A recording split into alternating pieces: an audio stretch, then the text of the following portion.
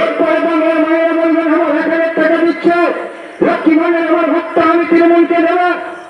আমি মায়ের কাছে প্রশ্ন করবো, যে মাননীয় মুখ্যমন্ত্রী আমার আপনার মায়ের ইজ্জতের দাম 25,000 30,000 টাকা বলে দিয়েছিলেন, তিনি আমাদের কত ভালো চায় সেটি আপনাদের ভাবতে বলবো।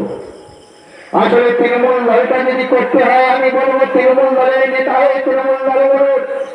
নেতা হলে আপনারা অনেক কিছু করতে পারবেন, কর্মী হলে কিছু করতে পারবেন না।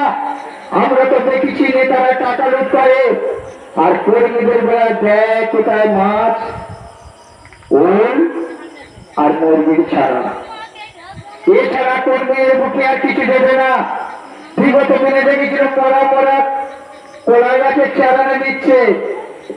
আমি বলবো ভাই, এসব মরা মরা কলা গাছের চারানা বসা তো কি হবে গো? বলো ও দাদা,